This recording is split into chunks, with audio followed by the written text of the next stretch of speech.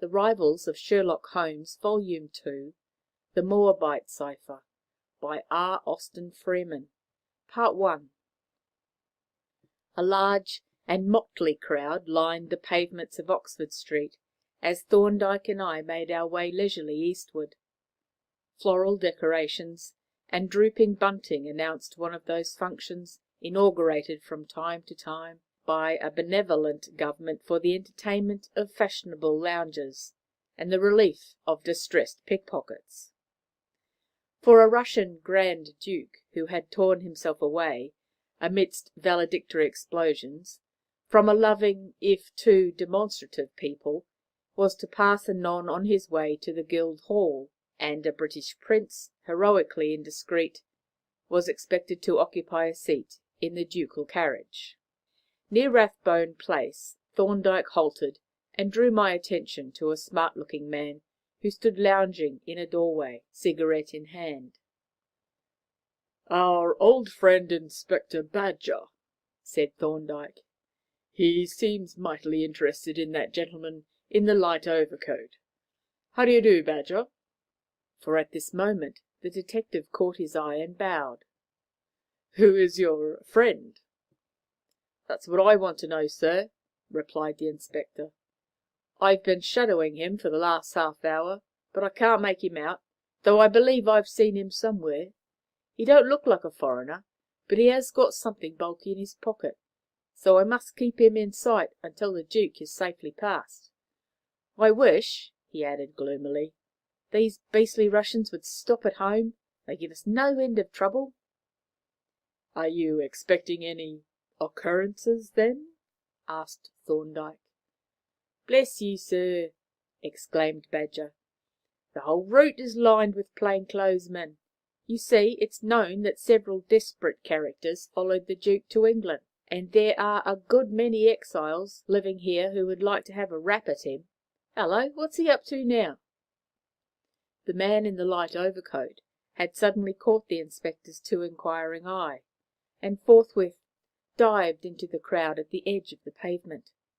In his haste he trod heavily on the foot of a big, rough-looking man, by whom he was in a moment hustled out into the road with such violence that he fell sprawling face downwards. It was an unlucky moment. A mounted constable was just then backing in upon the crowd, and before he could gather the meaning of the shout that arose from the bystanders, his horse had set down one hind foot firmly on the prostrate man's back. The inspector signalled to a constable, who forthwith made a way for us through the crowd. But even as we approached the injured man, he rose stiffly and looked round with a pale, vacant face. "Are you hurt?" Thorndyke asked gently, with an earnest look into the frightened, wondering eyes. "No, sir," was the reply. "I only feel queer, sinking just here." He laid a trembling hand on his chest, and Thorndyke, still eyeing him anxiously, said in a low voice to the inspector, "Cab or ambulance, as quickly as you can." A cab was led around from Newman Street, and the injured man put into it. Thorndyke, Badger, and I entered, and we drove off up Rathbone Place. As we proceeded, our patient's face grew more and more ashen, drawn, and anxious. His breathing was shallow and uneven, and his teeth chattered slightly. The cab swung round into Goodge Street, and then, suddenly, in the twinkling of an eye, there came a change.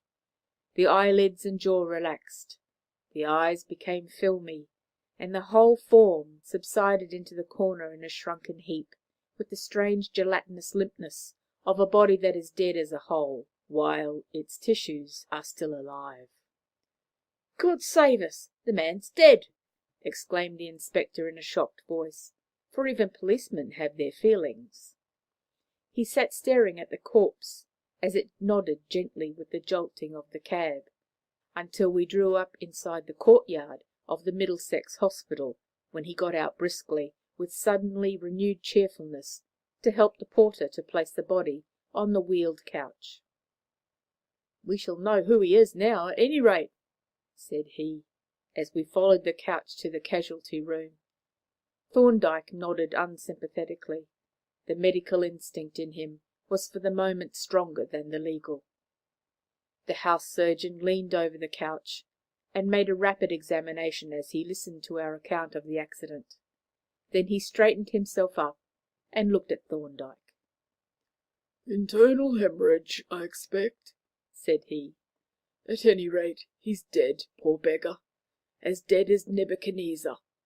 Ah, here comes a bobby. It's his affair now." A sergeant came into the room, breathing quickly, and looked in surprise from the corpse to the inspector. But the latter, without loss of time, proceeded to turn out the dead man's pockets, commencing with the bulky object that had first attracted his attention, which proved to be a brown paper parcel tied up with red tape. "Pork pie, begad!" he exclaimed with a crestfallen air as he cut the tape and opened the package. "You had better go through his other pockets, Sergeant." The small heap of odds and ends that resulted from this process tended, with single exception, to throw little light on the man's identity, the exception being a letter, sealed but not stamped, addressed in an exceedingly illiterate hand to Mr. Adolph Schönberg, 213 Greek Street, Soho. "He was going to leave it by hand, I expect," observed the inspector, with a wistful glance at the sealed envelope. "I think I'll take it round myself, and you had better come with me, Sergeant." He slipped the letter into his pocket, and, leaving the sergeant to take possession of the other effects, made his way out of the building. "I suppose, Doctor," said he, as we crossed into Berners Street, "you're not coming our way? Don't want to see Mr. Schönberg, Thorndyke reflected for a moment. "Well, it isn't very far, and we may as well see the end of the incident. Yes, let's go up together." Number 213 Greek Street was one of those houses that irresistibly suggest to the observer the idea of a church organ, either jamb of the doorway being adorned with a row of brass bell handles corresponding to the stop knobs. These the sergeant examined with the air of an expert musician, and having, as it were, gauged the capacity of the instrument, selected the middle knob on the right-hand side and pulled it briskly, whereupon a first-floor window was thrown up and a head protruded. But it afforded us a momentary glimpse only, for, having caught the sergeant's upturned eye, it retired with surprising precipitancy, and before we had time to speculate on the apparition, the street door was opened and a man emerged. He was about to close the door after him when the inspector interposed. Does Mr. Adolph Schönberg live here?" The newcomer, a very typical Jew of the red-haired type, surveyed us thoughtfully through his gold-rimmed spectacles as he repeated the name. Schönberg. Yes, I know. He lives on the 3rd floor. I saw him go up a short time ago. 3rd floor back." And indicating the open door with a wave of the hand, he raised his hat and passed into the street. "I suppose we had better go up," said the inspector, with a dubious glance at the row of bell pulls. He accordingly started up the stairs, and we all followed in his wake. There were 2 doors at the back of the 3rd floor, but as the one was open, displaying an unoccupied bedroom, the inspector rapped smartly on the other. It flew open almost immediately, and a fierce-looking little man confronted us with a hostile stare. "Well," said he. "Mr. Adolph Schönberg?" inquired the inspector. "Well, what about him?" snapped our new acquaintance. "I wish to have a few words with him," said Badger. "Then what the deuce do you come banging at my door for?" demanded the other. "Why, doesn't he live here?" "No, 1st floor, front," replied our friend, preparing to close the door. "Pardon me," said Thorndyke, "but what is Mr. Schönberg like? I mean—" "Like?" interrupted the resident. "He's like a blooming sheeny, with a carroty beard and gold-gigged lamps. and having presented this impressionist sketch, he brought the interview to a definite close by slamming the door and turning the key. With a wrathful exclamation, the inspector turned towards the stairs, down which the sergeant was already clattering in hot haste, and made his way back to the ground floor, followed as before by Thorndyke and me. On the doorstep we found the sergeant breathlessly interrogating a smartly dressed youth, who I had seen alight from a hansom as we entered the house, and who now stood with a notebook tucked under his arm, sharpening a pencil with deliberate care. "Mr. James saw him come out, sir," said the sergeant. "He turned up towards the square." "Did he seem to hurry?" asked the inspector. "Rather," replied the reporter. "As soon as you were inside, he went off like a lamplighter. You won't catch him now." "We don't want to catch him," the detective rejoined gruffly. Then, backing out of earshot of the eager pressman, he said in a lower tone, "That was Mr. Schönberg, beyond a doubt, and it's clear he has some reason for making himself scarce, so I shall consider myself justified in opening that note." He suited the action to the word, and having cut the envelope open with official neatness, drew out the enclosure. "My hat!" he exclaimed, as his eye fell upon the contents. "What in creation is this? It isn't shorthand, but what the deuce is it?"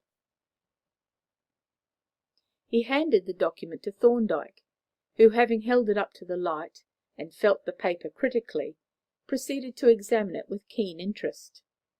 It consisted of a single half-sheet of thin note-paper, both sides of which were covered with strange crabbed characters, written with a brownish-black ink in continuous lines, without any spaces to indicate the divisions into words, and, but for the modern material which bore the writing, it might have been a portion of some ancient manuscript or forgotten codex.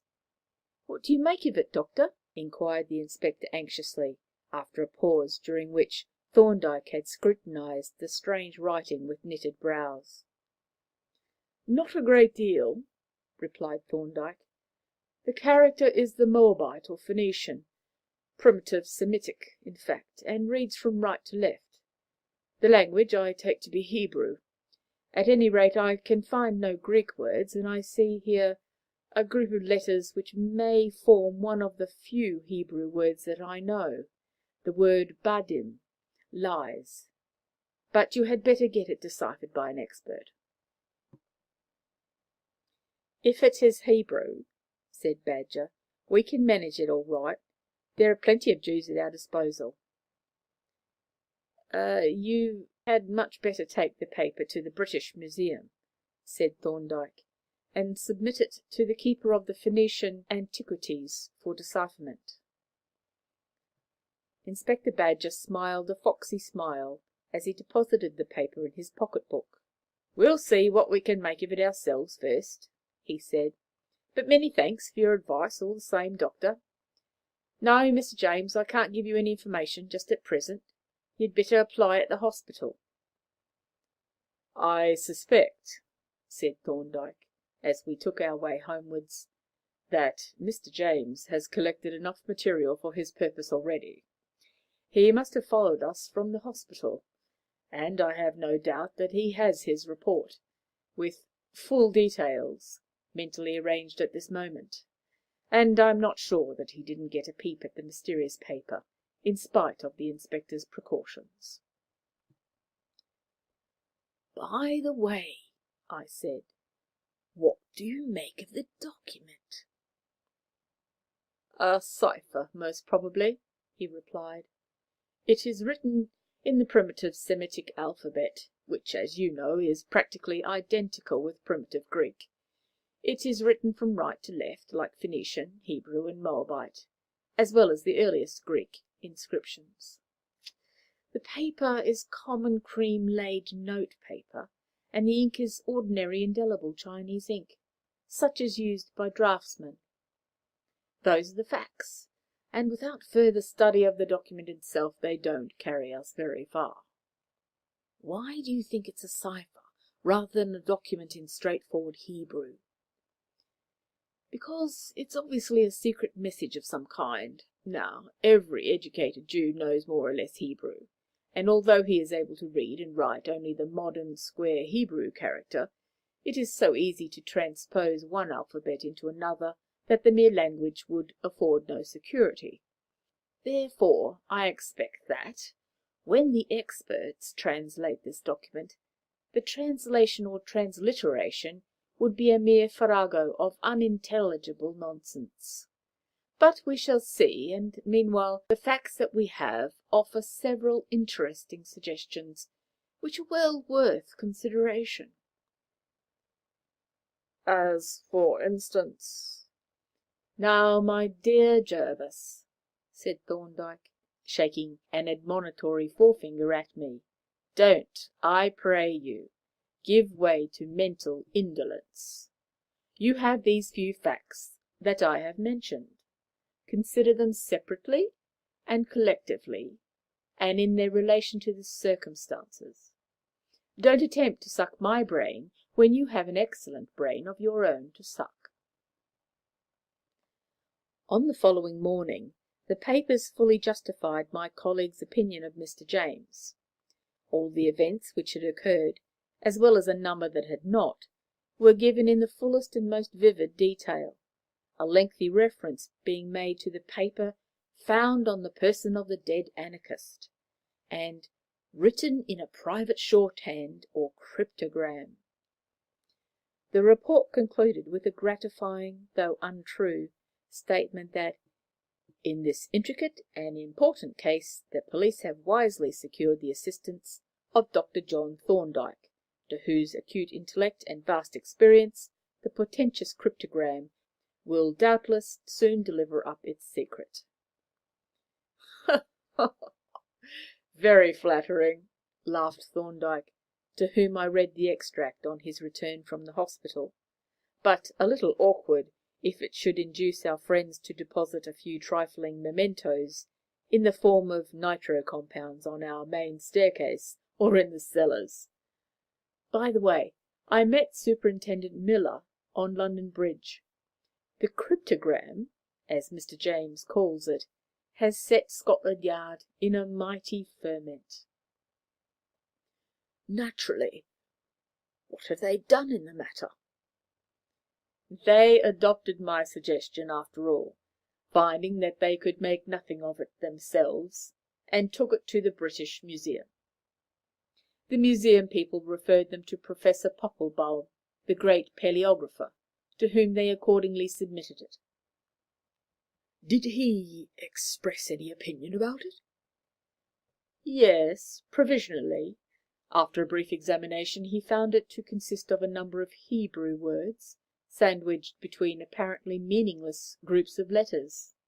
He furnished the superintendent offhand with a translation of the words, and Miller forthwith struck off a number of hectograph copies of it, which he has distributed among the senior officials of his department, so that at present— Here Thorndyke gave vent to a soft chuckle. Scotland Yard is engaged in a sort of missing word, or rather missing sense competition.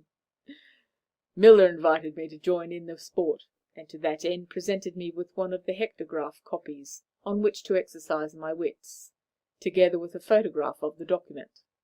And shall you? I asked. Not I, he replied, laughing. In the first place, I have not been formally consulted, and consequently am a passive, though interested spectator. In the second place, I have a theory of my own, which I shall test if the occasion arises. But if you would like to take part in the competition, I am authorized to show you the photograph and the translation. I will pass them on to you, and I wish you joy of them. He handed me the photograph and a sheet of paper that he had just taken from his pocket-book, and watched me with grim amusement as I read out the first few lines. Woe, city, lies, robbery, prey, noise, whip, rattling, wheel, horse, chariot, day, darkness, gloominess, clouds, darkness, morning, mountain, people, strong fire, them, flame. It doesn't look very promising at first sight, I remarked. What is the professor's theory? His theory, provisionally of course, is that the words form the message, and the groups of letters represent mere filled-up spaces between the words. But surely, I protested, that would be a very transparent device. Thorndyke laughed. There is a childlike simplicity about it, said he, that is highly attractive, but discouraging. It is much more probable that the words are dummies, and that the letters contain the message. Or, again, the solution may lie in an entirely different direction. But listen, is that cab coming here? It was. It drew up opposite our chambers, and a few moments later a brisk step ascending the stairs heralded a smart rat-tat at our door. Flinging open the latter, I found myself confronted by a well-dressed stranger, who, after a quick glance at me, peered inquisitively over my shoulder into the room.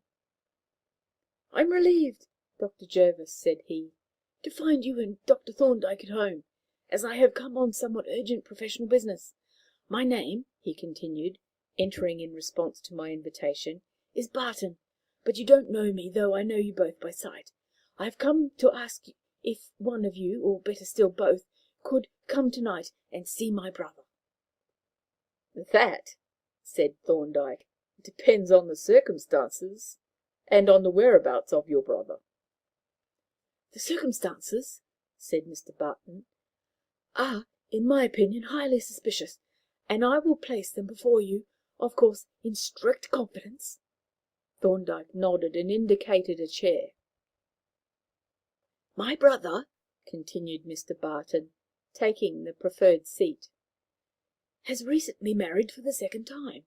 His age is 55, and that of his wife 26, and I may say that the marriage has been, well, by no means a success. Now, within the last fortnight, my brother has been attacked by a mysterious and extremely painful affection of the stomach, to which his doctor seems unable to give a name. It has resisted all treatment hitherto.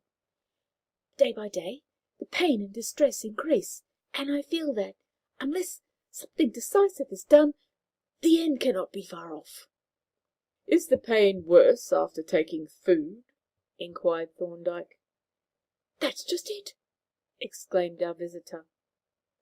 "I see what is in your mind, and it has been in mine too, so much so that I have tried repeatedly to obtain samples of the food that he is taking, and this morning I succeeded." Here he took from his pocket a wide-mouthed bottle, which, disengaging from its paper wrappings, he laid on the table. "When I called, he was taking his breakfast of arrowroot, which he complained had a gritty taste, supposed by his wife to be due to the sugar. Now, I had provided myself with this bottle, and during the absence of his wife, I managed unobserved to convey a portion of the arrowroot that he had left into it, and I should be greatly obliged if you would examine it and tell me if this arrowroot contains anything that it should not." He pushed the bottle towards Thorndyke, who carried it to the window, and, extracting a small quantity of the contents with a glass rod, examined the pasty mass with the aid of a lens. Then, lifting the bell glass cover from the microscope, which stood on its table by the window, he smeared a small quantity of the suspected matter onto a glass slip, and placed it on the stage of the instrument. "I observe a number of crystalline particles in this," he said, after a brief inspection, "which have the appearance of arsenious acid." "Ah!" ejaculated Mr. Barton. "Just what I feared. But are you certain?" "No," replied Thorndyke, "but the matter is easily tested." He pressed the button of the bell that communicated with the laboratory, a summons that brought the laboratory assistant from his lair with characteristic promptitude. "Will you please prepare a Marsh's apparatus, Polton?" said Thorndyke. "I have a couple ready, sir," replied Polton. Then pour the acid into one and bring it to me with a tile. As his familiar vanished silently, Thorndyke returned to Mr. Barton. Supposing we find arsenic in this arrowroot, as we probably shall, what do you want us to do? I want you to come and see my brother, replied our client. Why not take a note from me to his doctor? No, I want you to come. I should like you both to come, and put a stop at once to this dreadful business. Consider, it's a matter of life and death. You won't refuse. I beg you not to refuse me your help in these terrible circumstances. Well, said Thorndyke, as his assistant reappeared, let us first see what the test has to tell us. Polton advanced to the table, on which he deposited a small flask, the contents of which were in a state of brisk effervescence, a bottle labelled calcium hypochlorite, and a white porcelain tile. The flask was fitted with a safety funnel and a glass tube drawn out to a fine jet, to which Polton cautiously applied a lighted match. Instantly there sprang from the jet a tiny pale violet flame. Thorndyke now took the tile and held it in the flame for a few seconds, when the appearance of the surface remained unchanged, save for a small circle of condensed moisture. His next proceeding was to thin the arrowroot with distilled water until it was quite fluid, and then pour a small quantity into the funnel. It ran slowly down the tube into the flask, with the bubbling contents of which it became speedily mixed. Almost immediately a change began to appear in the character of the flame, which from a pale violet turned gradually to a sickly blue, while above it hung a faint cloud of white smoke. Once more Thorndyke held the tile above the jet, but this time no sooner had the pallid flame touched the cold surface of the porcelain than there appeared on the latter a glistening black stain. That is pretty conclusive, observed Thorndyke, lifting the stopper out of the reagent bottle. But we will apply the final test. He dropped a few drops of the hypochloric solution onto the tile, and immediately the black stain faded away and vanished. Yes, we can now answer your question, Mr. Barton, said he, replacing the stopper as he turned to our client. The specimen that you brought us certainly contains arsenic, and in very considerable quantities. Then, exclaimed Mr. Barton, starting from his chair, you will come and help me to rescue my brother from this dreadful peril. Don't refuse me, Dr. Thorndyke, for mercy's sake, don't refuse. Thorndyke reflected for a moment.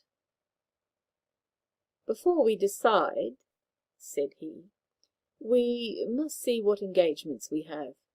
With a quick, significant glance at me, he walked into the office, whither I followed in some bewilderment, for I knew that we had no engagements for the evening.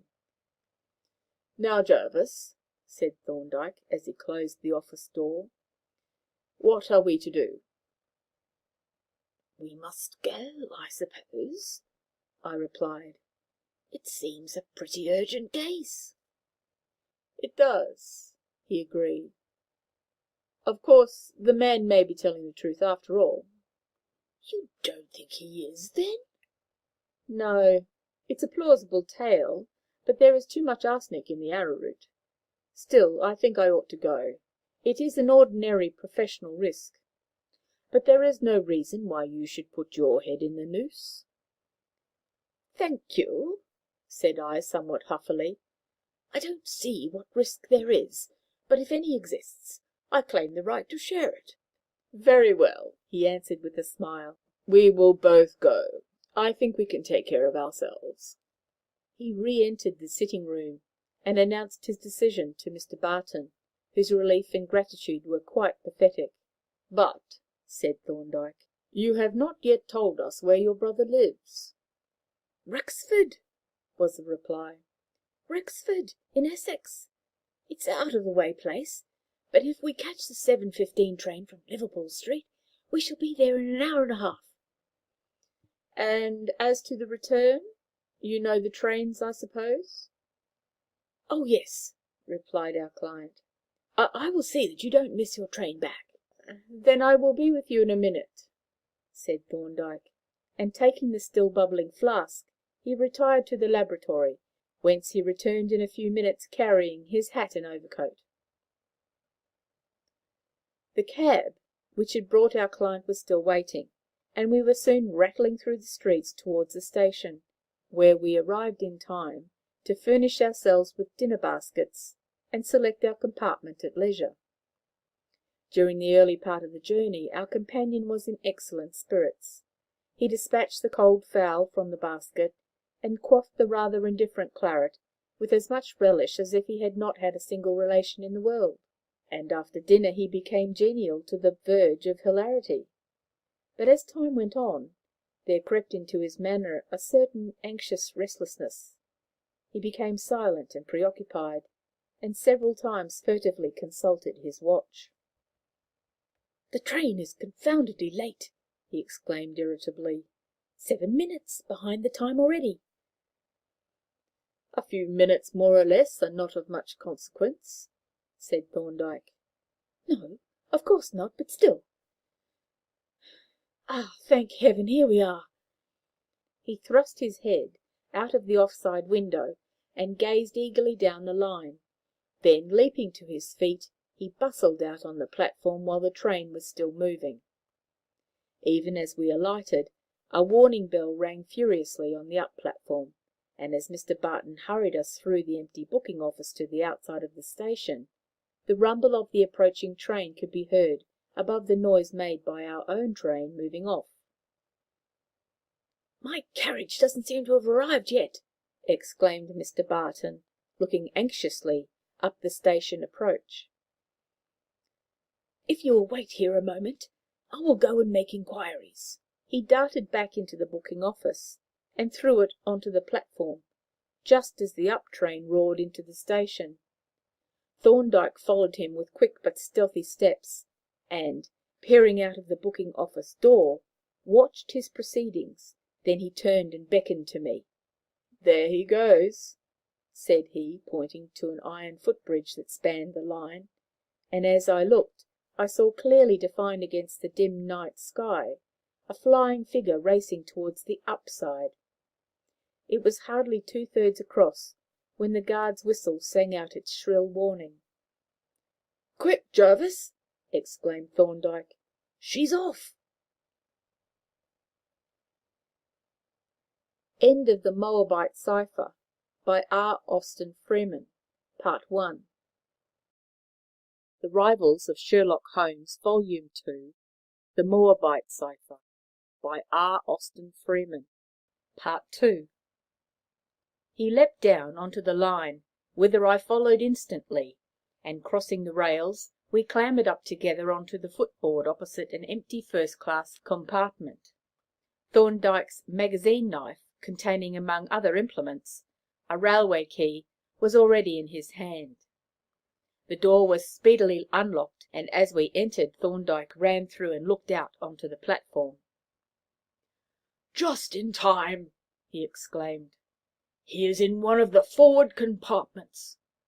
He relocked the door, and seating himself, proceeded to fill his pipe. "And now," said I, as the train moved out of the station, "perhaps you will explain this little comedy?" "With pleasure," he replied, "if it needs any explanation. But you can hardly have forgotten Mr. James's flattering remarks in his report of the Greek Street incident, clearly giving the impression that the mysterious document was in my possession. When I read that, I knew I must look out for some attempt to recover it, though I hardly expected such promptness. Still, when Mr. Barton called without credentials or appointment, I viewed him with some suspicion. That suspicion deepened when he wanted us both to come. It deepened further when I found an impossible quantity of arsenic in his sample, and it gave place to certainty when, having allowed him to select the trains by which we were to travel, I went up to the laboratory and examined the timetable, for I then found that the last train for London left Rexford 10 minutes after we were due to arrive. Obviously, this was a plan to get us both safely out of the way, while he and some of his friends ransacked our chambers for the missing document." "I see, and that accounts for his extraordinary anxiety at the lateness of the train. But why did you come, if you knew it was a plant?" "My dear fellow," said Thorndyke, "I never miss an interesting experience if I can help it. There are possibilities in this too, don't you see?" "But supposing his friends have broken into our chambers already?" "That contingency has been provided for, but I think they will wait for Mr. Barton and us." Our train, being the last one up, stopped at every station, and crawled slothfully in the intervals, so that it was past 11 o'clock when we reached Liverpool Street. Here we got out cautiously, and, mingling with the crowd, followed the unconscious Barton up the platform, through the barrier, and out into the street. He seemed in no special hurry, for, after pausing to light a cigar, he set off at an easy pace up New Broad Street. Thorndyke hailed a hansom, and, motioning me to enter, directed the cabman to drive to Clifford's Inn Passage. "Sit well back," said he, as we rattled away up New Broad Street. "We shall be passing our gay deceiver presently. In fact, there he is, a living, walking illustration of the folly of underrating the intelligence of one's adversary." At Clifford Inn Passage we dismissed the cab, and, retiring into the shadow of the dark, narrow alley, kept an eye on the gate of Inner Temple Lane. In about 20 minutes we observed our friend approaching on the south side of Fleet Street. He halted at the gate, plied the knocker, and, after a brief parley with the night porter, vanished through the wicket. We waited yet 5 minutes more, and then, having given him time to get clear of the entrance, we crossed the road. The porter looked at us with some surprise. "There's a gentleman gone down to your chambers, sir," said he. "He told me you were expecting him." "Quite right," said Thorndyke, with a dry smile. "I was. Good night." We slunk down the lane, past the church, and through the gloomy cloisters, giving a wide berth to all lamps and lighted entries, until, emerging into Paper Buildings, we crossed at the darkest part to King's Bench Walk, where Thorndyke made straight for the chambers of our friend Anstey, which were 2 doors above our own. "Why are we coming here?" I asked, as we ascended the stairs. But the question needed no answer when we reached the landing, for through the open door of our friend's chambers I could see in the darkened room Anstey himself, with 2 uniformed constables and a couple of plainclothes men. "There's been no signal yet, sir," said one of the latter, whom I recognized as a detective sergeant of our division. "No," said Thorndyke, "but the M.C. has arrived. He came in 5 minutes before us."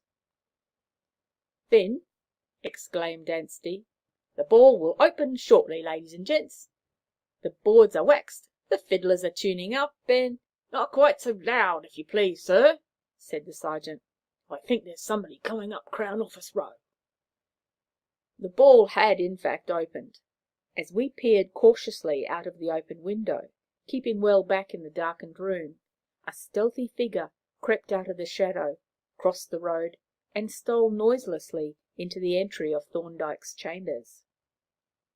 It was quickly followed by a second figure, and then by a third, in which I recognized as our elusive client. "Now, listen for the signal," said Thorndyke. "They won't waste time. Confound that clock!"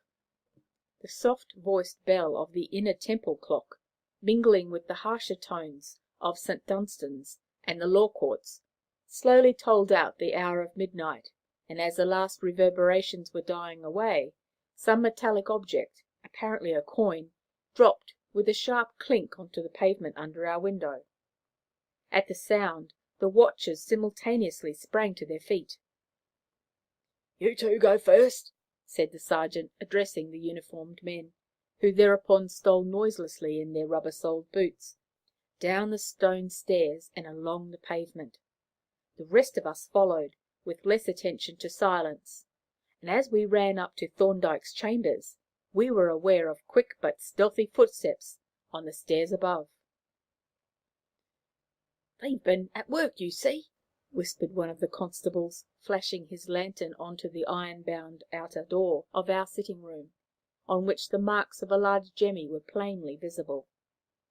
The sergeant nodded grimly, and, bidding the constables to remain on the landing, led the way upwards. As we ascended, faint rustlings continued to be audible from above, and on the second-floor landing we met a man descending briskly, but without hurry, from the third. It was Mr. Barton, and I could not but admire the composure with which he passed the two detectives. But suddenly his glance fell on Thorndyke, and his composure vanished. With a wild stare of incredulous horror, he halted as if petrified. Then he broke away and raced furiously down the stairs, and a moment later a muffled shout and the sound of a scuffle told us that he had received a cheque. On the next flight we met two more men, who, more hurried and less self-possessed, endeavoured to push past, but the sergeant barred the way. "Why, bless me!" exclaimed the latter. "It's Moakey, and isn't that Tom Harris?" "It's all right, sergeant," said Moakey plaintively, striving to escape from the officer's grip. "We've come to the wrong house, that's all." The sergeant smiled indulgently. "I know," he replied, "but you're always coming to the wrong house, Moakey, and now you're just coming along with me to the right house." He slipped his hand inside his captive's coat, and adroitly fished out a large folding jemmy, whereupon the discomfited burglar abandoned all further protest. On our return to the first floor, we found Mr. Barton sulkily awaiting us, handcuffed to one of the constables, and watched by Polton with pensive disapproval. "I don't need to trouble you tonight, Doctor," said the sergeant, as he marshalled his little troop of captors and captives. "You'll hear from us in the morning. Good night, sir." The melancholy procession moved off down the stairs, and we retired into our chambers with Anstey to smoke a last pipe. "A capable man, that Barton," observed Thorndyke. "Ready, plausible, and ingenious, but spoilt by prolonged contact with fools. I wonder if the police will perceive the significance of this little affair." "They will be more acute than I am if they do," said I. "Naturally," interposed Anstey, who loved to cheek his revered senior, "because there isn't any. It's only Thorndyke's bounce. He is really in a deuce of a fog himself." However this may have been, the police were a good deal puzzled by the incident, for on the following morning we received a visit from no less a person than Superintendent Miller of Scotland Yard. "This is a queer business," said he, coming to the point at once. "This burglary, I mean.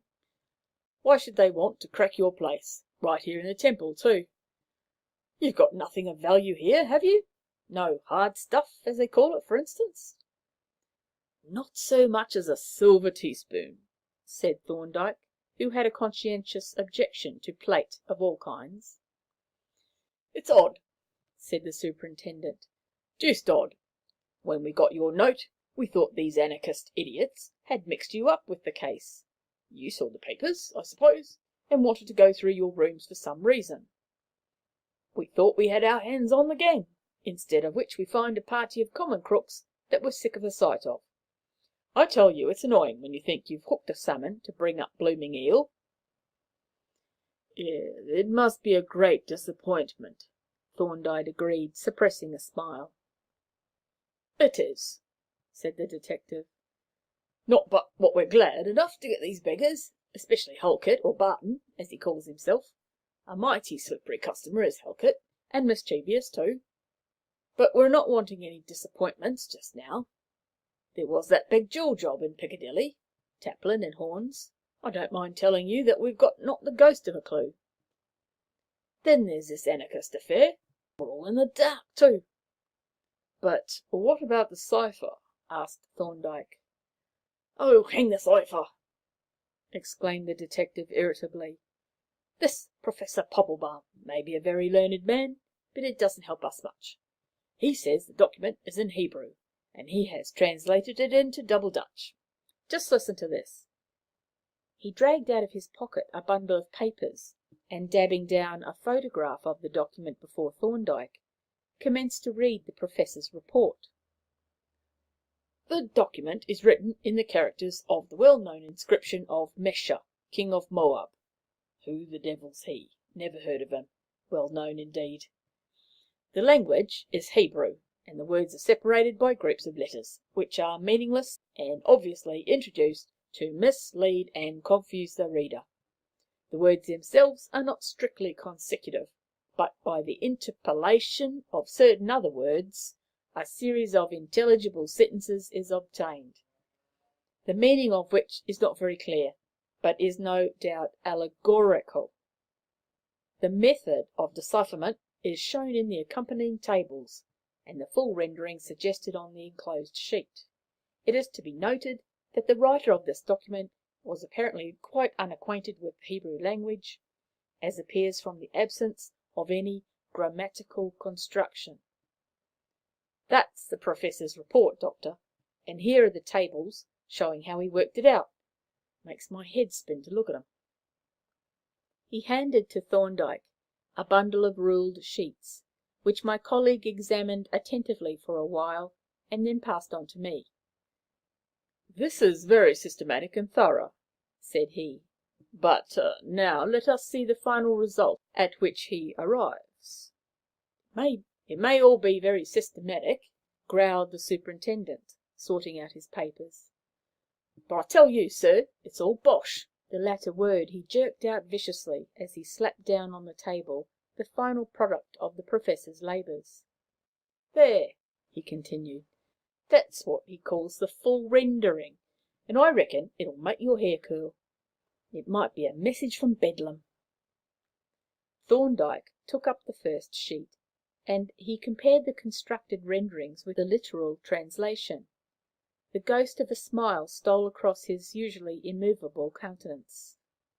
"The meaning is certainly a little obscure," he observed, "though the reconstruction is highly ingenious, and, moreover, I think the Professor is probably right. That is to say, the words which he has supplied are probably the omitted parts of the passages from which the words of the cryptogram were taken. What do you think, Jervis?" He handed me the two papers, of which one gave the actual words of the cryptogram, and the other a suggested reconstruction, with omitted words supplied. The first read: "Woe, city, lies, robbery, prey, noise, whip, rattling, wheel, horse, chariot, day, darkness, gloominess, cloud, darkness, morning, mountain, people strong, fire, them, flame." Turning to the second paper, I read out the suggested rendering: "Woe to the bloody city! It is full of lies and robbery. The prey departeth not.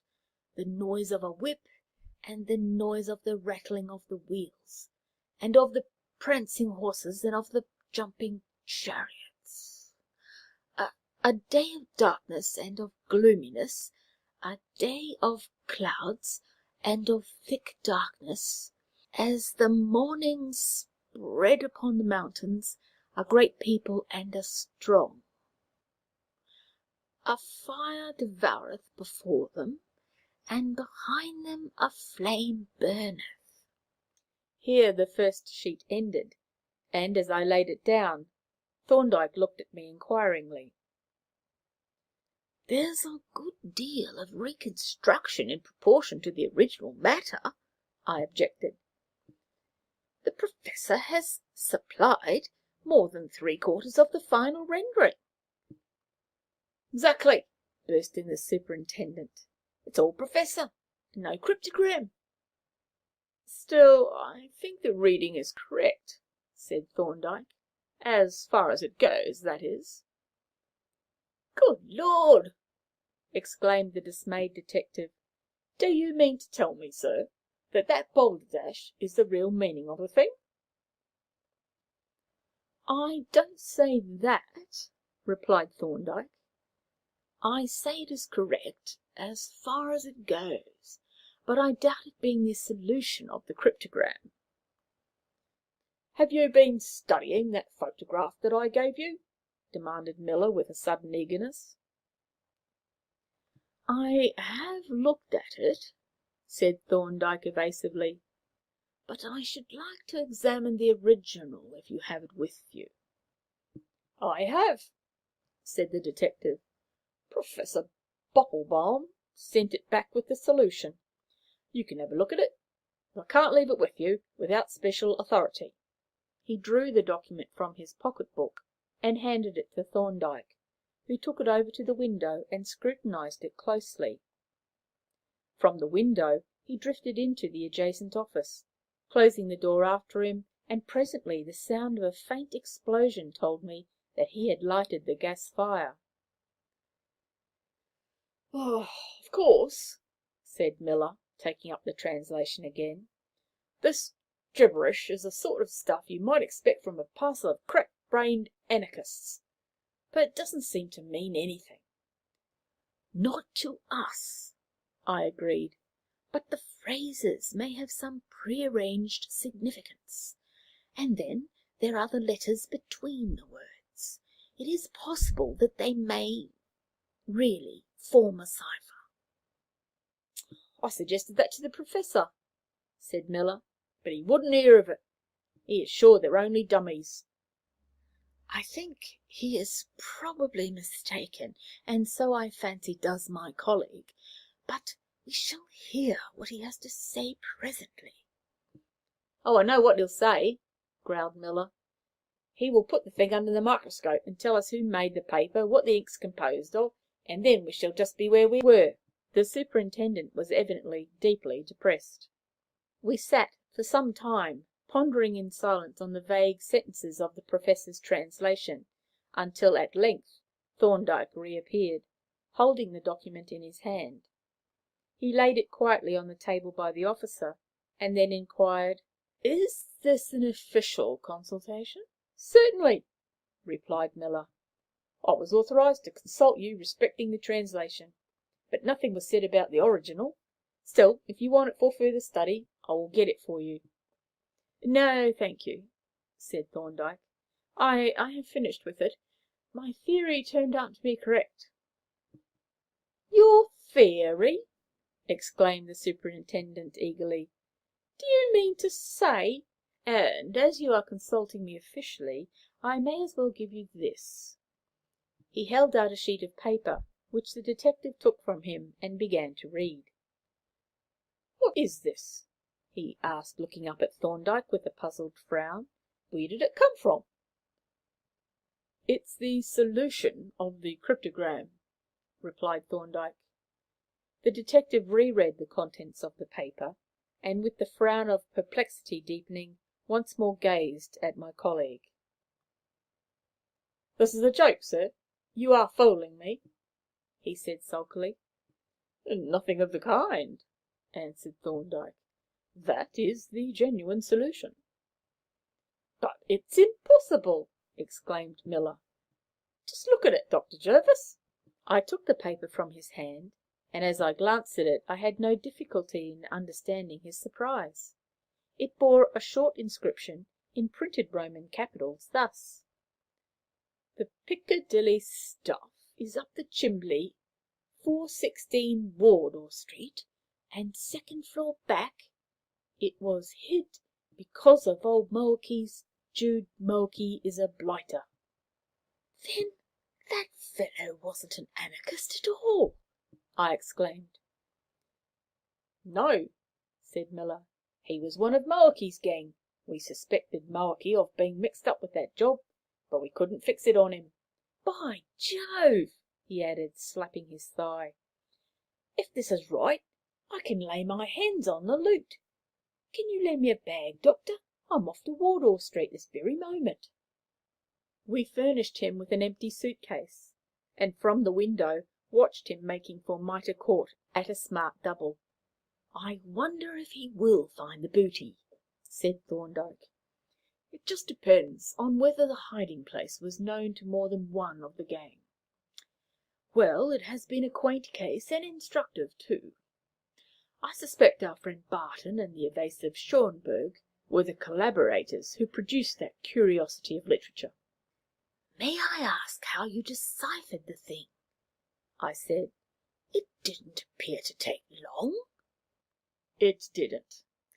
It was merely a matter of testing a hypothesis, and you ought not to have to ask that question," he added with mock severity, "seeing that you had what turn out to have been all the necessary facts 2 days ago. But I will prepare a document and demonstrate to you tomorrow morning. So Miller was successful in his quest," said Thorndyke, as we smoked our morning pipes after breakfast.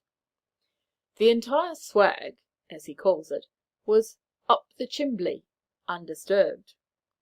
He handed me a note which had been left with the empty suitcase by a messenger shortly before, and I was about to read it when an agitated knock was heard at our door. The visitor, whom I admitted, was a rather haggard and dishevelled elderly gentleman, who, as he entered, peered inquisitively through his concave spectacles from one of us to the other. "Allow me to introduce myself, gentlemen," he said. "I am Professor Bobblebaum." Thorndyke bowed and offered a chair. "I called yesterday afternoon," our visitor continued, "at Scotland Yard, where I heard of your remarkable decipherment of the convincing proof of its correctness. Thereupon I borrowed the cryptogram, and have spent the entire night in studying it, but I cannot connect your solution with any of the characters. I wonder if you would do me the great favour of enlightening me as to your method of decipherment, and so save me further sleepless nights. You may rely on my discretion." "Have you the document with you?" asked Thorndyke. The Professor produced it from his pocket-book and passed it to my colleague.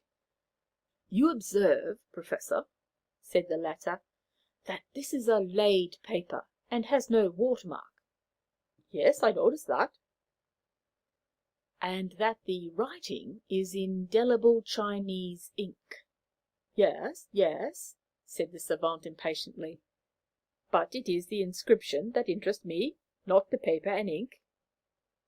"Precisely," said Thorndyke. "Now, it was the ink that interested me when I caught a glimpse of the document 3 days ago. Why, I asked myself, should anyone use this troublesome medium, for this appears to be stick ink, when good writing ink is to be had? What advantages has Chinese ink over writing ink? It has several advantages as a drawing ink, but for writing purposes it has only one. It is quite unaffected by wet. The obvious inference, then, was that this document was, for some reason, likely to be exposed to wet. But this inference instantly suggested another, which I was yesterday able to put to the test thus." He filled a tumbler with water, and rolling up the document, dropped it in. Immediately there began to appear on it a new set of characters of a curious grey colour. In a few seconds Thorndyke lifted out the wet paper and held it up to the light, and now there was plainly visible an inscription in transparent lettering, like a very distinct watermark. It was printed Roman capitals, and written across the other writing, and read, "The Piccadilly stuff is up the chimbley, 416 Wardour Street, 2nd floor back. It was hid because of old Moakey's Jude. Moakey is a blighter." The Professor regarded the inscription with profound disfavour. "How do you suppose this was done?" he asked gloomily. "I'll show you," said Thorndyke. "I have prepared a piece of paper to demonstrate the process to Dr. Jervis. It is exceedingly simple." He fetched from the office a small plate of glass and a photographic dish in which a piece of thin note paper was soaking in water. "This paper," said Thorndyke, lifting it out and laying it on the glass, "has been soaking all night and is now quite pulpy."